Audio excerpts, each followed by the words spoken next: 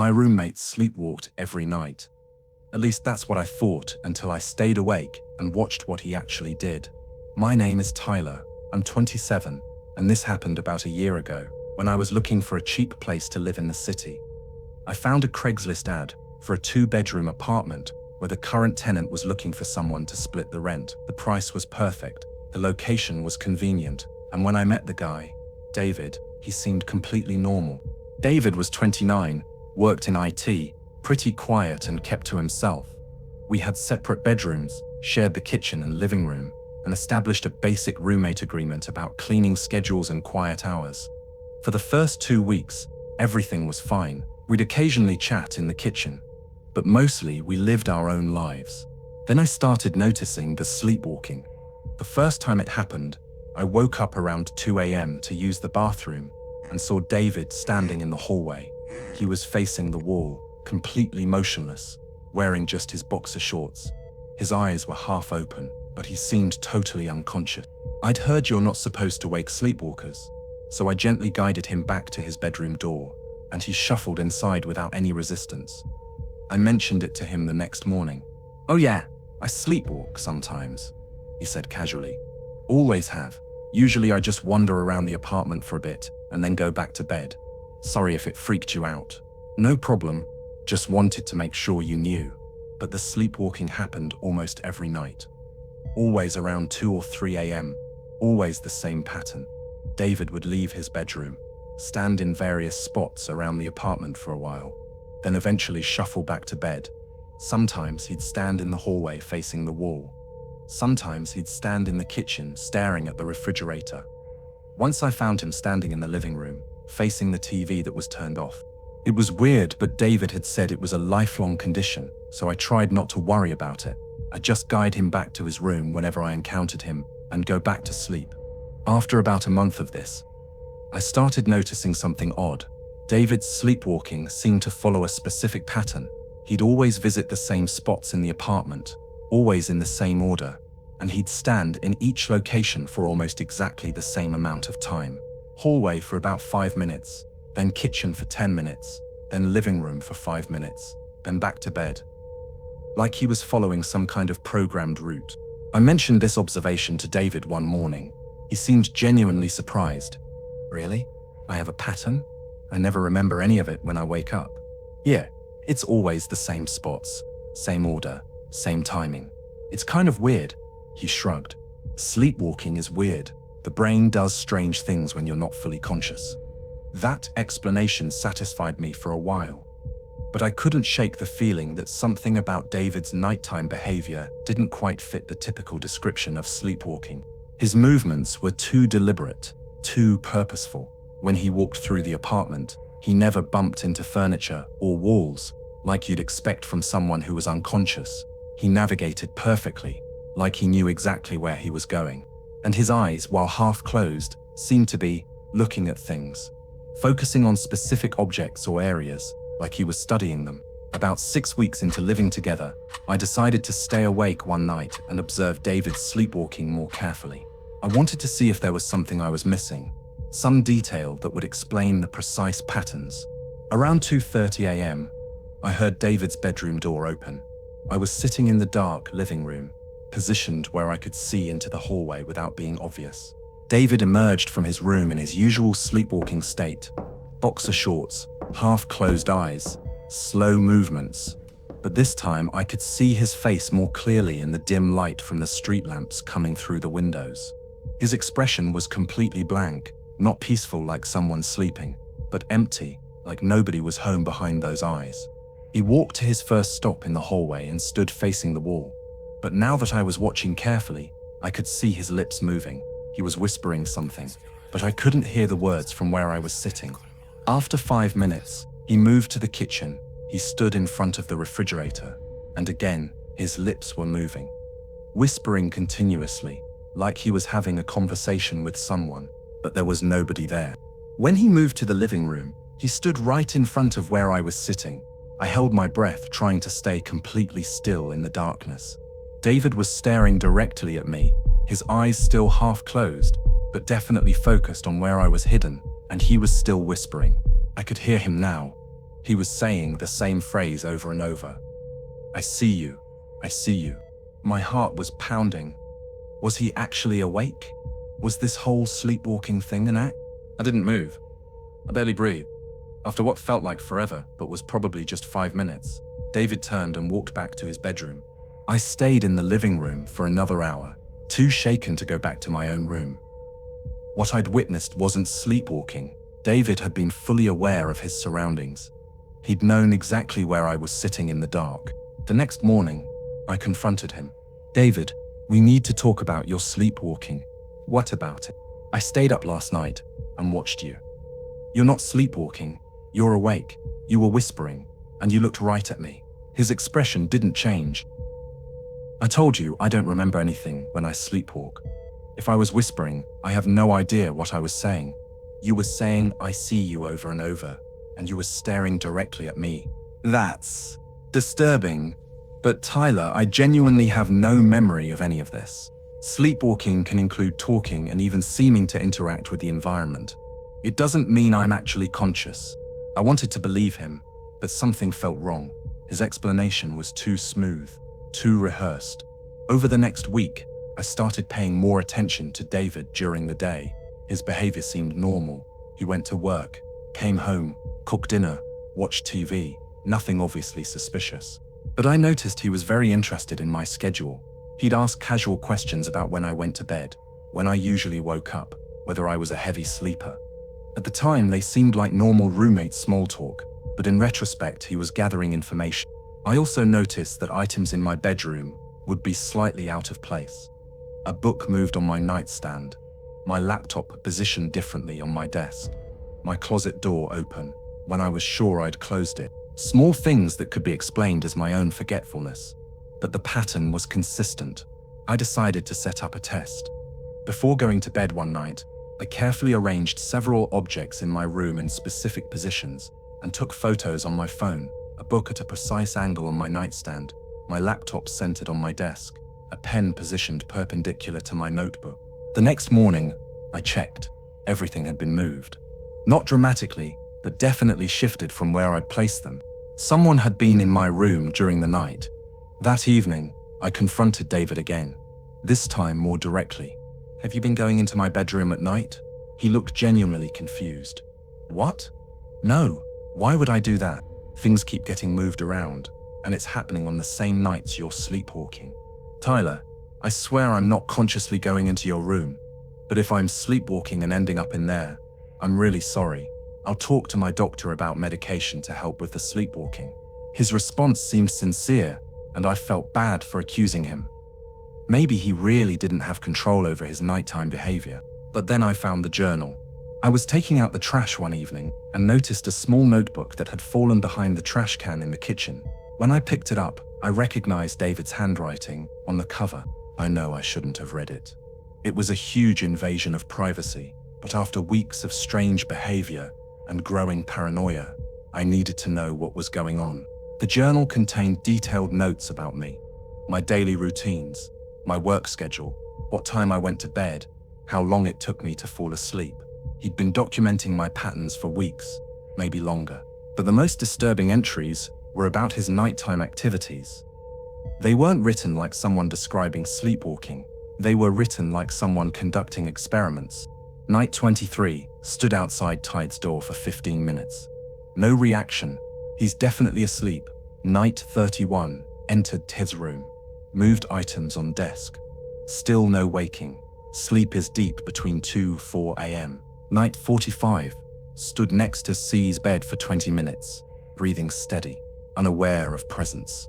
I felt sick reading these entries. David hadn't been sleepwalking. He'd been systematically testing how deeply I slept, how much he could do without waking me, how close he could get. But the journal didn't explain why. There were no entries about his intentions or what he was planning, just clinical observations of my sleep patterns and his ability to move through the apartment undetected. I immediately started looking for a new place to live. I didn't confront David about the journal because I was genuinely afraid of how he might react. Instead, I acted normal while secretly preparing to move out as quickly as possible. During my last week in the apartment, David's sleepwalking intensified. He'd stand outside my bedroom door for longer periods. Sometimes I'd hear him trying the door handle, testing whether I'd locked it. I started sleeping with a chair propped against the door and my phone in my hand, ready to call 911 if needed. Finally, I found a new apartment and gave David notice that I was moving out. He seemed disappointed but not surprised. "Is this about the sleepwalking?" he asked. "I just need my own space," I lied. On my last night in the apartment, I didn't sleep at all. I sat in my locked bedroom, listening. Around 2:30 a.m., I heard David's door open, heard his footsteps in the hallway, heard him stop outside my door. Then I heard his voice, clear and fully awake. "I know you're leaving tomorrow. I know you found the journal. I know you're awake right now, listening to me." I didn't respond, didn't move, barely breathed.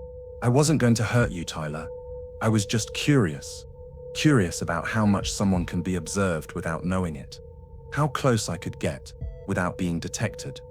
It's fascinating, really, how unaware people are of their surroundings when they sleep." He was quiet for a moment, then, "You should lock your doors wherever you move next. Not everyone who watches in the night is as harmless as me." His footsteps retreated back to his room. I moved out first thing the next morning, taking only what I could pack quickly. I never saw David again. I reported everything to the police, but they said without evidence of a crime or threat, there wasn't much they could do. The journal entries were creepy but not illegal. They advised me to file a restraining order if I felt threatened. But since I'd already moved out, I decided to just move on with my life. I still don't know what David's ultimate intention was. Whether he was planning something worse, or if he really was just conducting some kind of twisted observational experiment. The journal entries stopped before revealing any end goal. What disturbs me most is his parting comment about not everyone being as harmless as him. Like what he was doing was somehow benign, like systematically testing someone's vulnerability while they sleep is just a curious hobby. I'm in a studio apartment now, living alone, no roommates. I still lock my bedroom door, even though I'm the only one here.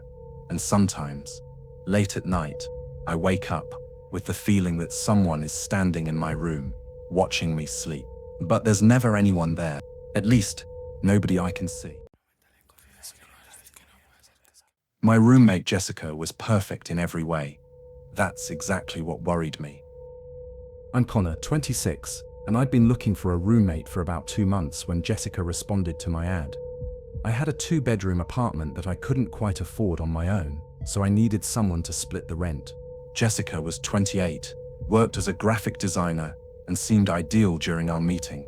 She was clean, quiet, had stable income, and we seemed to get along well. She moved in the following week. For the first month, living with Jessica was eerily perfect. She was considerate, cleaned up after herself, kept common areas tidy, and was friendly but respectful of personal space. The ideal roommate in every way. But something felt off, and it took me a while to figure out what it was. Jessica never made mistakes, never left dishes in the sink, never forgot to replace the toilet paper, never had a bad day where she was grumpy or tired. She was consistently pleasant, consistently organized, consistently perfect. Nobody is that perfect all the time. I started paying more attention to her behavior. She kept a very rigid schedule, waking up at exactly 6:30 a.m., leaving for work at exactly 8:00 a.m., returning home at exactly 6:00 p.m. Her evening routine was equally precise. Dinner preparation from 6:15 to 7:00, cleaning from 7:00 to 7:30, personal time from 7:30 to 10:00, bedtime at exactly 10:00 p.m. At first, I thought she was just very organized. Some people thrive on routine, but her schedule wasn't just consistent, it was obsessively exact. She didn't vary by even a few minutes. I also noticed that Jessica's personal life seemed strangely empty. She never had visitors, never talked about friends or family, never mentioned weekend plans or social activities. When I'd ask casual questions about her life, she'd give brief, generic answers that didn't really reveal anything. "How was your weekend?" I'd ask. "It was good, thanks. Relaxed at home." "Did you see any friends?" "Just a quiet weekend by myself. Every weekend, every holiday. Always alone. always relaxing at home. After about 6 weeks of living together, I decided to be more direct. Jessica, can I ask you something personal? Of course. Do you have friends or family you see? I don't mean to pry, but I've never seen you interact with anyone outside of work. She smiled, but it looked practiced. I'm pretty introverted. I prefer my own company most of the time. Sure, I get that. But everyone has someone, right? Family at least? My family lives far away. We're not very close. It was a reasonable answer, but delivered in a way that made it clear she didn't want to discuss it further. Around the 3rd month, I started noticing something else strange. Jessica seemed to know things about me that I hadn't told her. She'd mentioned that I'd been stressed at work before I'd said anything about work troubles. She'd buy groceries that matched my preferences without me having specified them. Once, she commented on a shirt I'd worn the previous week that she couldn't have seen me wearing because she'd been at work when I wore it. When I'd point these things out, she'd have explanations that sounded reasonable but felt off. You seem stressed. Oh, I could just tell from your body language. I thought you might like this brand. Lucky guess. That shirt looks good on you. I remember you mentioning it. But I hadn't mentioned the shirt. I was certain. I began to suspect that Jessica was going through my things when I wasn't home. I started setting small traps, leaving items in specific positions, closing doors at particular angles, arranging papers in precise orders. Sure enough, things would be slightly disturbed when I returned home. Someone had been looking through my belongings carefully, trying not to leave obvious traces. I also noticed that Jessica's bedroom was always locked when she wasn't home. I'd never thought much of it before, but now it seemed suspicious. What was she keeping in there that required such security? One Saturday, when Jessica was out running errands, I did something I'm not proud of. I picked the lock on her bedroom door. What I found inside was disturbing in its implications. Jessica's room was immaculately organized, almost sterile in its cleanliness. But what caught my attention was the wall opposite her bed. It was covered in information about me. Photos printed from my social media accounts, copies of documents with my name on them, old bills, bank statements, employment records, a detailed schedule of my daily routines, notes about my preferences, habits, and behaviors. It was like a research project with me as the subject. But the strangest part was a series of journals on her desk. I opened one and found entries written in Jessica's handwriting, but they weren't about her own life. They were about me. Connor seems to prefer morning coffee to evening tea. Noted for future reference. Connor's work schedule appears to cause stress on Thursdays. Pattern observed over multiple weeks. Connor interacts with approximately 7 regular contacts via phone. Names and relationship dynamics documented. Every aspect of my life had been catalogued and analyzed. But again, there was no indication of why. No malicious intent described. No plan outlined, just obsessive documentation of another person's existence. I heard the apartment door open. Jessica had returned earlier than expected. I quickly closed the journal, left her room, and managed to relock the door before she came down the hallway. My heart was pounding as I pretended to be casually reading on the couch. "Hey Connor," she said cheerfully. "How's your afternoon?" "Good, just relaxing." She smiled and went to her room. I heard the door lock behind her. That night, I couldn't sleep. I was living with someone who was systematically studying me like a laboratory specimen, but I still didn't understand why. The next morning, I decided to confront her directly. "Jessica, we need to talk." "Sure? What's up?" "I went into your room yesterday. I saw the wall, the photos, the documents, the journals." Her expression didn't change. No surprise. No shame, no defensiveness, just calm attention. "I see," she said simply. "That's it? I see? You've been documenting every aspect of my life, and all you can say is 'I see.' I can explain, but you're probably not going to believe me. Try me." Jessica sat down across from me. "I'm writing a book. It's about human behavior patterns and how people live their daily lives when they think nobody's watching. You're a case study." "A case study? You've been spying on me for research?" "Not spying, observing. There's a difference. I needed an authentic subject who didn't know they were being studied, so their behavior would remain natural. That's incredibly unethical. You can't just study people without their consent. I know. That's why I've been planning to tell you and ask permission to use the material. I was waiting until I had enough data to present a complete proposal. And if I said no, then I'd destroy all the documentation and we'd never speak of it again. I didn't know whether to believe her. The book explanation made sense. It explained the documentation without implying anything sinister. But the violation of privacy was still enormous. "Show me the manuscript," I said. She retrieved her laptop and showed me what appeared to be a genuine book project, about 30,000 words, detailing observational studies of daily human behavior. My life was featured prominently, but anonymized with pseudonym. "I'm sorry I didn't ask permission first," Jessica said. "I know that was wrong, but I needed authentic behavioral data, and people act differently when they know they're being observed. This is still incredibly creepy. I know. I completely understand if you want me to move out." I thought about it for a long time.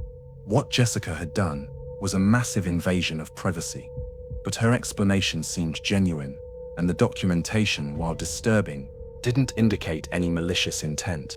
"Delete everything that identifies me personally," I finally said. "If you're going to use this for your book, it needs to be completely anonymous and no more secret observation." "Agreed. Thank you for being understanding." Jessica moved out 2 months later when her book manuscript was complete. She got it published about 6 months after that, a moderately successful book about behavioral patterns in shared living spaces. I never appear in it by name, and the case studies are so heavily altered that I can barely recognize which stories were based on my life. I still don't know if I believe that writing a book was her only motivation. The level of detail she collected went far beyond what any research project would require, and some of the journal entries had a quality that felt more obsessive than academic. But I'll never know for certain what Jessica's true intentions were, whether she was a dedicated researcher with boundary issues or something darker disguised as scholarly work. What I learned from the experience is that you never really know who you're living with. People can present themselves as one thing while being something entirely different underneath. Jessica seems normal now. I follow her on social media from a distance. She posts about her work, her book, her new apartment. She looks like a regular person, living a regular life. But I sometimes wonder about her new roommate, whether they're being observed and documented, whether they're just another research subject who doesn't know they're part of an experiment, and whether that roommate will ever discover the wall. My roommate had a visitor every Thursday night. Nobody ever came to the door, but I could hear them talking in his room. I'm Marcus, 24, and this story happened during my final year of college. I was living off campus in a 2-bedroom apartment with a guy named Ethan, who I'd met through the university housing board. We weren't friends exactly, just 2 students who needed affordable housing. Ethan was quiet, studious, and kept mostly to himself. He was getting his PhD in something complicated involving theoretical physics that I didn't really understand. Most days he'd be in class or locked in his room, working on research. We'd occasionally chat in the kitchen, but we mostly lived separate lives in the shared space. Everything was normal until I noticed the Thursday pattern. Every Thursday night, around 11 p.m., I'd hear Ethan talking to someone in his room, not just talking, having full conversations. I could hear his voice, and someone else responding, though I couldn't make out the exact words through the wall. At first, I assumed he had a girlfriend who came over regularly, but I never saw anyone arrive. I'd be in the living room all evening, and Ethan would go to his room around 10:30 p.m. alone. By 11 p.m., he'd be having these conversations with someone. After this happened a few weeks in a row, I got curious. One Thursday, I paid closer attention to the apartment entrance. I sat in the living room, with a clear view of the front door, pretending to study. Ethan came home from campus around 7 p.m., made dinner, and went to his room around 10:30 p.m. like usual. The front door never opened again. Nobody came in. But at 11 p.m., I heard it. Ethan's voice, and someone else's voice, having a conversation in his room. The next morning, I casually asked him about it. "Did you have someone over last night?" He looked confused. "No, why? I thought I heard you talking to someone around 11. "Oh, that. I was probably on a video call with my research advisor. We meet remotely most Thursday evenings. That explanation made sense, so I dropped it. But over the next few weeks, I started paying more attention to the Thursday conversations. The other voice didn't sound like it was coming from a computer or phone. It sounded like someone was physically present in the room. The audio quality was too clear, the response times too natural. Video calls have a slight delay, a digital quality to the sound. This sounded like two people in the same physical space. I also noticed that the conversations would last for hours, from 11 p.m. sometimes until 2 or 3 in the morning. That seemed like an unusually long video call with an academic advisor. One Thursday, I decided to investigate more directly. Around 11:15 p.m., when I could hear the conversation happening, I knocked on Ethan's door with an excuse ready. "Hey Ethan, sorry to bother you, but do you have any extra batteries?" The conversation stopped immediately. After a moment, Ethan opened his door slightly. He looked flustered, uncomfortable. "Batteries? Maybe. Can it wait? I'm in the middle of something important." I tried to see past him into the room, but he was blocking the doorway. "Sure, no problem. Sorry to interrupt." He closed the door quickly. Here's the strange part. I never heard the other voice say anything during this interaction. If Ethan was on a video call, wouldn't the other person have reacted to the interruption, made some kind of sound or comment? The next morning, I tried again to ask about the Thursday calls. "Your advisor meetings seem pretty intense. You were up until almost 3 a.m. last night." Ethan looked irritated. "Yeah, well, theoretical physics research is demanding. These sessions are crucial for my dissertation. Must be a really dedicated advisor to meet that late every week. He works strange hours. Look, Marcus, I appreciate that you're interested in my work, but these meetings are private. Can we not discuss them?" His defensiveness made me more suspicious, not less. But I decided to drop it and mind my own business. Until I heard the screaming. It was a Thursday night, about 2 months into the semester. Around midnight, I was in my room when I heard raised voices from Ethan's room. Not arguing exactly, but intense, emotional. Then someone screamed, a male voice, not Ethan's, screaming in what sounded like pain or terror. I immediately went to Ethan's door and knocked hard. "Ethan, is everything okay?" Silent. "Ethan," I heard screaming. "Open the door." After a long moment, Ethan opened the door. He looked pale, shaken. "Everything's fine. Just my advisor got upset about some research results. Academic stress. Nothing to worry about." That sounded like more than academic stress. That sounded like someone in pain. "It's complicated. The work we're doing is very intense. Please, Marcus, just leave it alone." But I couldn't leave it alone. Something was seriously wrong. The next day, while Ethan was at class, I did something that violated his privacy, but felt necessary. I tried to get into his room to see what was actually happening during these Thursday meetings. His door was locked, which I expected, but I noticed something strange. There was a faint smell coming from under his door. Chemical, like ozone or burnt metal. And the door itself felt warm to the touch, which made no sense. I called campus security and reported that I was concerned about my roommate's well-being. They sent someone over to do a wellness check. When they arrived with me, Ethan was just getting home from class. He seemed annoyed but cooperative. "There's nothing wrong," he told the security officer.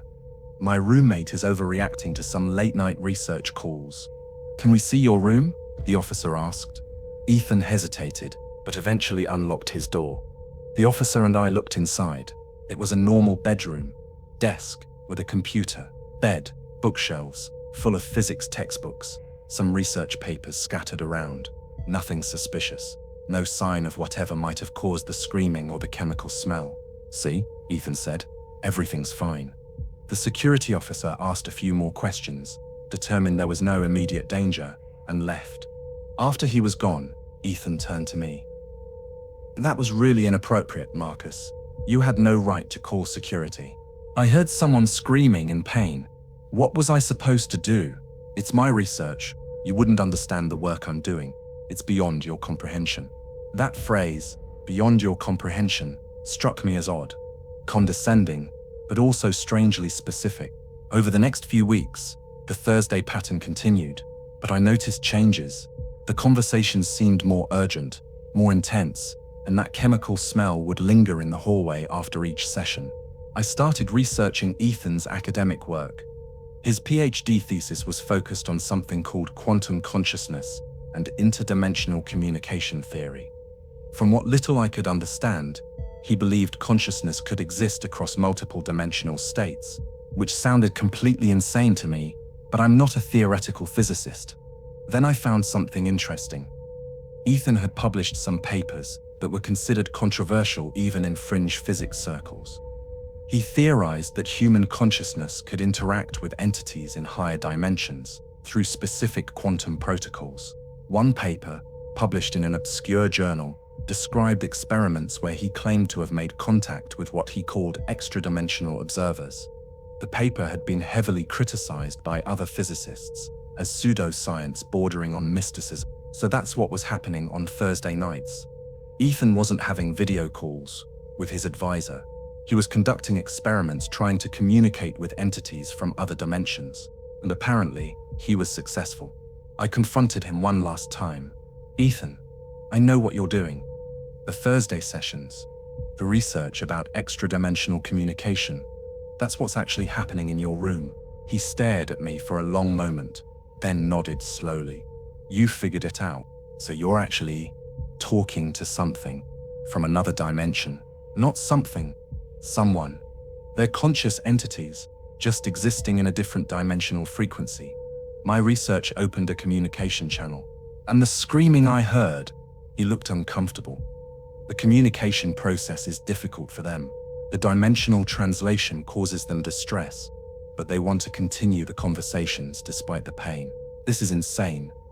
You realize this sounds completely insane? Most breakthrough physics sounds insane at first. Quantum mechanics was considered nonsense until it was proven. This is the next frontier of consciousness research.